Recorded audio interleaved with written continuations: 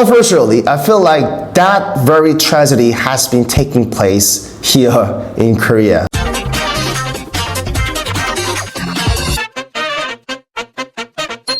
Hi, welcome to my channel where we strongly believe that we can get as fluent as people studying abroad. The other day, I came across an English class whose title is Teach Korean Accent. Fix your Korean accent, and I took it very personal. I got very upset. Every time I stumble upon this kind of class or video, I wish I could take down all the classes that imply Korean accent is something we need to change, we need to improve on. I really want to clarify that Korean accent and Korean English generally is just one of many types of English out there, and therefore we don't really have to change it or fix it. And here are 5 reasons why I believe we don't have to change Korean accent at all, okay? So let's dive into it. Number 1, we're just self-conscious of our accents. What makes us feel ashamed of speaking Korean accent in the first place? Why do we start to judge a Korean accent even though we are Koreans who speak that accent? I think it all comes down to a prejudice, just only one aspect, biased experience of English. Since the very first moment that we encounter English for the first time and until now, almost all English that we listen to, we hear, we see, we meet comes from only one country, America. We've learned English, we've studied English so far as if there's only one correct, there's only one answer for English, which is American English. Every listening material, every listening recording file, every listening test in public schools are basically apparently recorded by Americans. Almost all English tests out there, such as TOEIC, TOEFL, OPIC, TOES, are basically based on American English. Above all, most of songs, most of movies, most of dramas out there in English are produced by who? American producers. On top of that, for a long period of time, for many years, for years, we've been trained, we've been drilled to get the right English. For us, being good at English simply means what? Being good at telling the answer, picking up the right answer from 5 multiple choices or whatever. In this respect, because of this biased experience, even without knowing, before actually recognizing, we've been made to think that there's only one correct English, which is American English. And I believe that the very roots of the idea and the attitude that we have that, American English is a correct one and Korean English and Korean accent is something wrong, something we need to change, we need to fix, really begins from this lack of experience, this one aspect, one-sided experience, which brings me to the number 2. Number 2, as a matter of fact, there are various types of English in the world. Here's a clear and simple fact that I think nobody can deny. Americans are not the only people who speak English. Across all over the world, there are many people from many countries who speak many types of English. You can think of UK, Canada, New Zealand, and Australia. Well, the list doesn't end here. There are also Liberians, Jamaicans, French, Brazilians, and the Swedish who speak English as a foreign language, as a second language, and of course, Koreans are included as well. Literally, there are as many different types of English as there are many countries in the world. Let me ask you this question.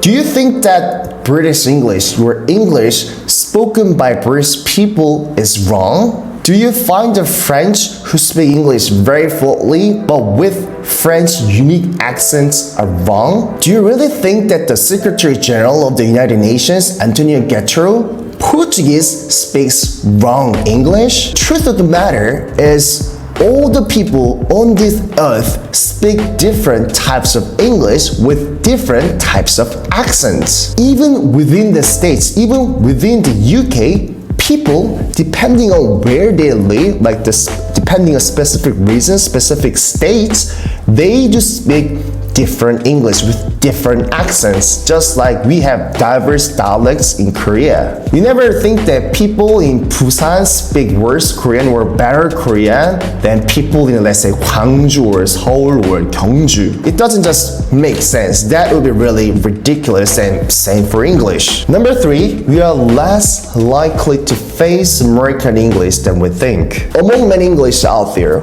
what kind of English do you think you are most likely to meet when you work, when you travel, when you study? Well, I need to say up front, it would not be American English. Let me share my personal experience to help you to approach English, to approach this issue with more realistic perspective. I've met many English speakers in Korea when working and studying in university. As far as I remember, the number of US and UK people combined is below 5. Okay, below 5 among over 100. Then where do most of speakers that I met here in Korea come from? Mia from Finland and another Mia from Germany. Bas from Netherlands, Spencer from Belgium, Miguel from Portugal, Jasper from Denmark, Stephanie from Germany again, Damian also from Germany again, Rafael from Brazil. See, against our expectation, we are less likely to meet Americans, especially if you live here in Korea and work here and study here, unless you immigrate into the US or UK. And you know what? Here's a real reality. When I talk with those friends that I mentioned before, nobody really cared whose accent and whose pronunciation is weird and strange and wrong.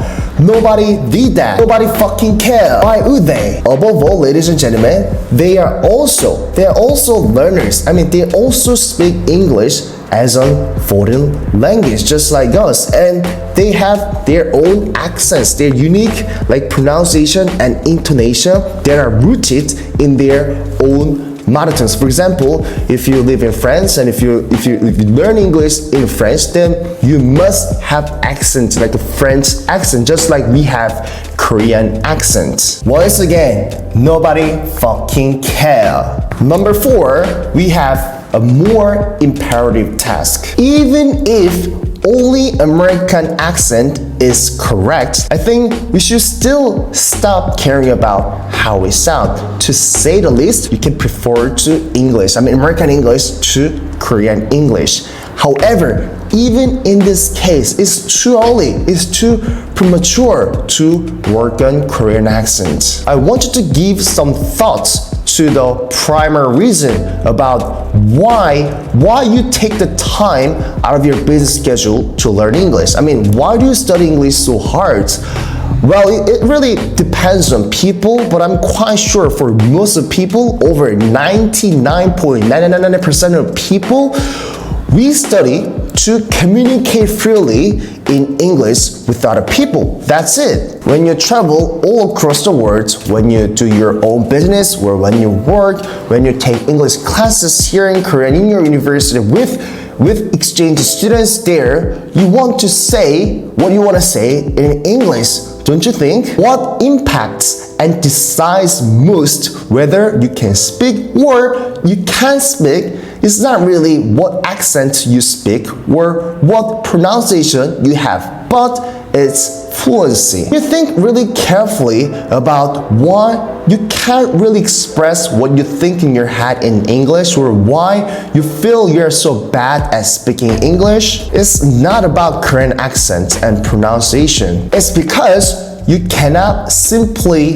make English sentences smoothly regardless of your accent. Even if you're asked to speak English free from your accents, for example, let's say someone comes to you and just tell you that, oh, you don't have to care about your Korean accent. I totally understand you, but just speak English freely. Start. And guess what? you could not still speak English fluently regardless of your accent simply because you don't know how to make sentences in English rapidly. There's no point of, teaching Korean accent and having great accent, well, if there is, unless you're good at making sentences in English very fast. After all, ladies and gentlemen, how your English sounds actually comes later, comes after how high your fluency is. I'm going to leave the link about the importance of fluency in the description box below, so please check that out. Number 5, different accents is just a matter of style. Yes, the bottom line that I want to bring you to is how you sound. I mean, how your English sounds, including pronunciation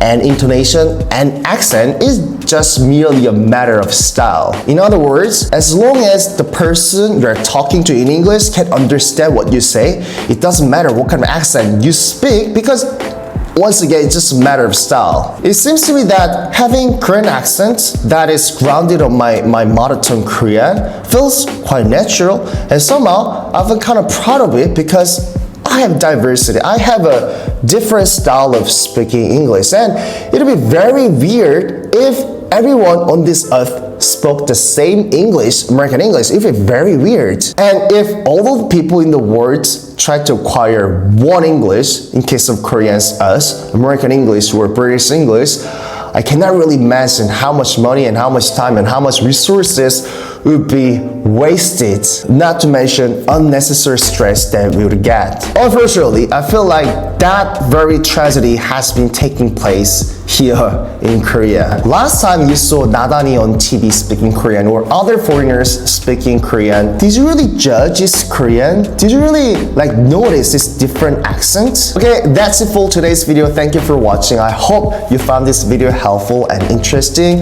And if you have any questions or rebuttals, please leave them, all of them, in the comment box below. I'll check them out, all of them. And until the next video, take care. I'll see you soon. Bye.